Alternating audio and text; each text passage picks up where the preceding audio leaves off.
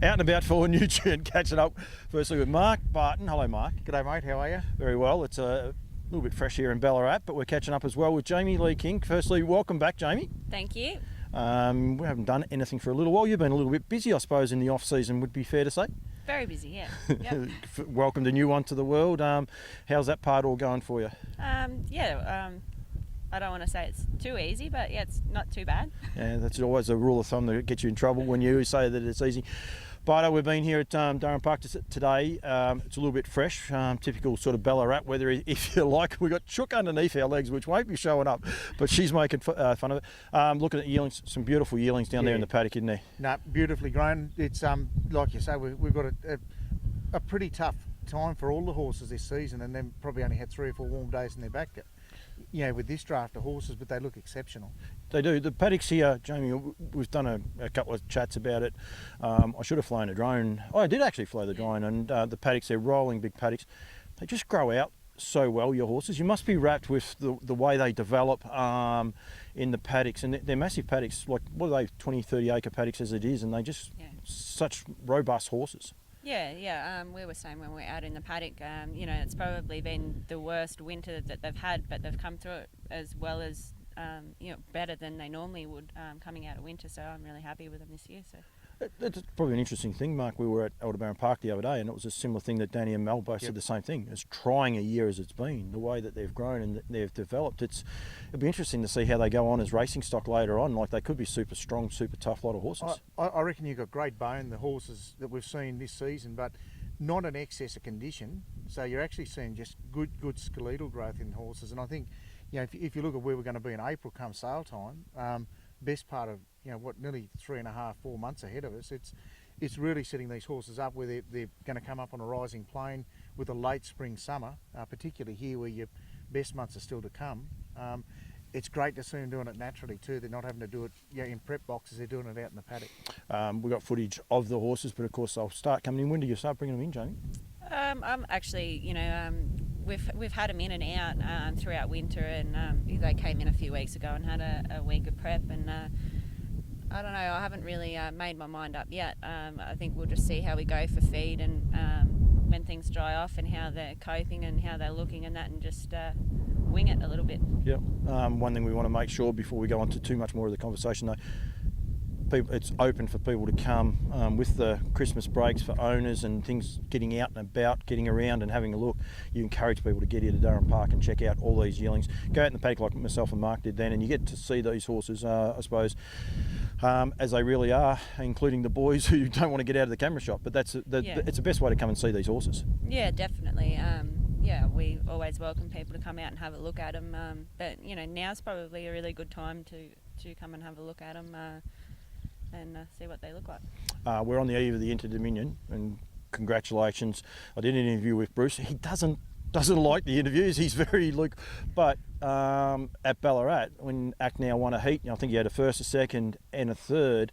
But the Inter-Dominion series for Durham Park, it's just been an amazing achievement for you guys, hasn't it? Yeah, it was we were wrapped with night one, and we hoped that they'd sort of build through the series, which they have done. But we would, wouldn't have been surprised if they didn't either, because it's a big ask for them 4-year-olds, and they hadn't done a lot of racing, but they've come through it really good. So but they're effectively 5-year-olds, but at the same time, it's still very early in their 5-year-old season. But I think hats off to you guys, and as a person conditioning and raising these horses, the ground here has proven what it can actually do. When those 3 horses, the strength. One thing about the Inter-Dominion, it is about strength, being able to back up and being able to continually race at your best, and that's one thing that's all 3. I think it's just an amazing achievement. Yeah, it's been it's a very hard series, and a horse like Narrowtap Prince, he really hadn't raced a lot in that sort of company, so we're really happy that he's made it through, and he seems to be matching it with him and going really well. So. But the association with Durham Park started last year and continues on this year. Big draft of horses as well, and I'll get you and Jamie will talk about those. But exciting for Nutrien, we got 1 full and 2 halves to those 3 horses. Made the Inter-Dominion final. Look, and look, you go and have a look at them up there. A couple of the picks we picked were actually them. Those two of the 3 that we're talking about were ones that we picked before we knew when. you go and see them in the paddock. And I think when you look at what Alan Parker's doing with pedigree updates, this weekend's important. Those 3 horses are going to have further updates on their page, but I think after the final heat, I think there's 150 updates out of our 3 states for the catalogue so far, like just on what happened on the last heat night of the Inter Dominion. So I think the racing quality has been exceptional. You've got the ability to actually secure these horses, and I think that's, we talked about them. All of these horses were available, before they've raced for the stable here, and again, these horses will be priced to be sold again in the sales in April. And that's one of the things. Bruce has always been a seller. Nuratak Prince went through the sales.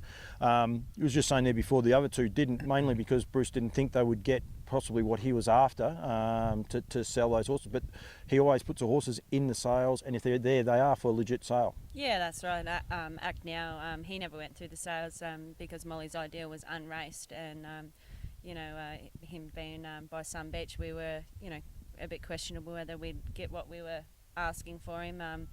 And what a hottie, the page didn't really read well for her, so he stayed home as well. But yeah.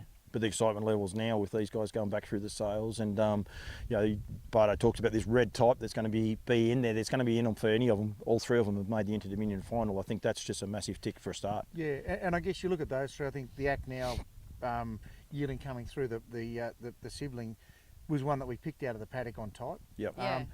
I would mention another one which I asked you guys about, the Auckland Reactor. Like, there's a beautiful Auckland Reactor there on type. Early in the sale in Melbourne, I think 6 or 7 out is going to be a Captain Treacherous colt. That he's a beautiful type. So there's a terrific draft here with pedigree and performance. Yeah. That one that you mentioned that goes around 6th or 7th in the sale, the Captain Treacherous out of Perfect Sense. He's my pick of the colts out there. He's a really nice colt, nice long leggy colt. So. And the marketing and making sure people are aware, because we actually want everyone in the sale ring for lot 1 and to be aware of it. For some reason, it seems to be that people take a little while to warm up to it. We want to make sure that people are aware of these horses, and you say they're a quality horse in early on. One minute you're telling us lot 8, next minute you're saying 6 and 7. It don't matter. We'll get it. What Bardo said. It's in the first 10. Yeah, that's exactly right. But it's an interesting phenomenon that people, it doesn't matter what sale it is, cattle sale, sheep sale, anything. Early on, people seem to not be aware that they're there. We're going to make sure of it. We'll be ramping it up and right through, because we want people to be excited about these drafts. And look, another one, there's a Bettor's Delight filly, like just a real look at me filly in the paddock, and you see again the bone, but just the type again, just a beautiful filly. The catalogues will be there, so we'll get catalogues here to Durham Park, so they'll have them. If you come to the place and haven't got one with you, they'll have catalogues to see. They're online, but you've got to see these horses. There's no better way than seeing them in their natural environment in the paddock. You can see how they move, you can see the bone, you can see them against their contemporaries in their dropper yearlings. And it's a big talking point. I mean, Ideal for Real was a horse that Clayton Tonkin, basically, Bruce kept explaining to him about this horse. He didn't make the A grade sale back then at APG. He was actually in the 2nd division, if you like, but Bruce was very keen on him. And Clayton came out, and I think it was 3 visits he came to the farm, and he was super keen on him, and turned out to be a smart buy. I think roughly 30,000, maybe 40. He wasn't an overly expensive buy, and turned out to be a superstar, purely because he kept coming out here and seeing him in his natural environment. Yeah, that's right. They're always changing, and a few of them have surprised me how much they've changed. But yeah, it's definitely we always speak about it, but it's the way to go, really. What we did up there, Bardo, all of a sudden we're asking about a horse that possibly wouldn't have not been on our, simply because one is even nice type, the way it stands in front of you. They're so affectionate. They're all over you. I mean, I had one that just kept putting his buffet in front of the camera every time I started recording. But I mean, you get to see a different characteristic, if you like, about the young ones. Yeah, and I suppose what's worth mentioning is, like you kept asking, is this one going through the sale? Is this one going through the sale? They're all going through the sale. Every single one of them will be there. How big is the draft? 17, yep. I think. Yeah. As big as draft as you had at any one sale? Yeah, yeah, definitely. Yeah. So they'll be all hands on deck from next year anyway, that's for sure. Yeah, it will be.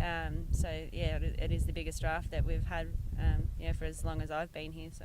Yep, and the marketing part of that is one of the things we want to get out there. You guys at sales, you'll be front and centre, all dressed up with your same sort of club. They do change it around a little bit, actually. Jaimie surprise you this year, I think.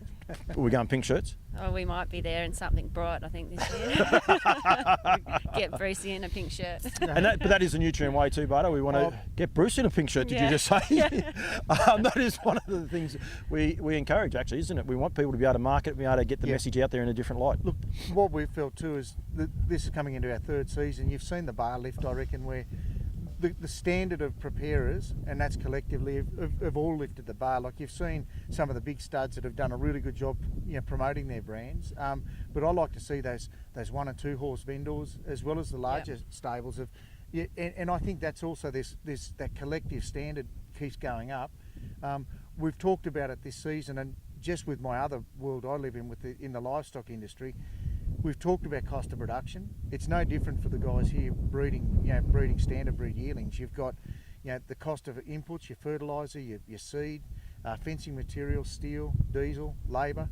It's all gone up, and in industry they're talking 20% is a benchmark. And I guess for people buying horses, the cheapest part is buying the right horse, and to get the right genetics, the right start in life, and get them prepared as well as these guys do it. If you put that extra $5,000 into buying the right horse, that's not going to be the difference as an owner. And we've got to stress that as an industry, that the backbone, the cornerstone is great genetics and great foundation breeding. And we've got to support these breeders, and that's what the Nutrien team's about, promoting not just the yearlings, but the longevity of the people doing the work at home. And then you get back to the Inter-Dominion series, and we've got 3 horses in that final that have been born, bred, raised. They actually still spell here. They came back, they rest here. So the ground is proven, and what you guys do is proven. And like Mark said, then the expenses get higher and higher. So that makes it. But the one thing that Durham Park do has a market for each individual. You don't want to just be at the top end. Not just attracting that. You've got horses for every person out there. There's value in your sale. There's a couple of lovely types out there that maybe not as fashionably bred as some of the others, but that's there to target that sort of market. Yeah, we don't want to get too commercial and only be targeting the high-priced yearlings. So we've got to ensure that we've always got stock that meets the the lower market as well.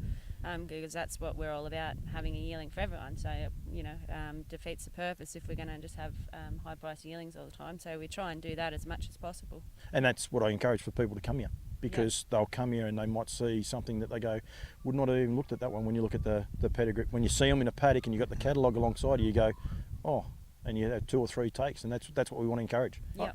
I think the achievement of having 3 in an Inter-Dominion final is the ultimate in value adding. A primary producer produces a primary product, and then someone value adds it. Now, to see that horse go on and make it to a final like that, that proves that this program's working. And like I say, you've got 3 opportunities to buy siblings out of that proven family or out of that program too. So it's a great achievement for Durham Park, and it's a great opportunity for Nutrien to offer those yearlings in April. Yeah, no, it definitely is.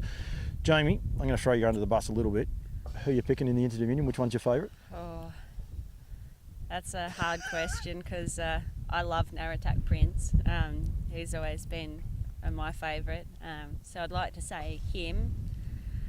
But realistically, I think Acknow probably finds the front, and we know that he's really hard to beat in front. Sometimes he's not as impressive in front as as he should be, but they won't get past him. But maybe if Narratack Prince is no worse than 3 back the fence, I'd like to say he's a chance. He's a chance, yeah. You've actually embraced the girl power too, Kate Gaff and Karen Manning. Yeah. Taking the steers, Katie on Narratack Prince, and beyond delight with the sister-in-law. So you've really embraced the girl power, and going to rule the world soon, you ladies, aren't you? Yeah, well, hope so. That was Brucey's decision, and I'm rapt that that's the way it went. So. Yeah, no, I think it's great. I think well done to you guys, what you're doing.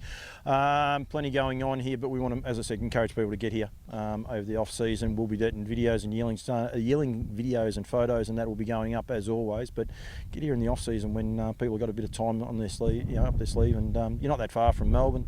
Plenty of great racing in Ballarat, and there's a bit of a circuit too, because we've got Harasta Trotters out the road, Oakbank about 5 k's down the road. Yeah, So yeah, there's neighbours, plenty of reason for people to get here to Ballarat and check out some real high quality horses. So, Jamie, thank you. Bardo, thank you. Good on you, mate. And yeah, we'll be doing more of these, but and I'll be annoying Jamie a few more times during the year, so it'll be all fun. So thank you very much, guys. Very good. No worries, thank you.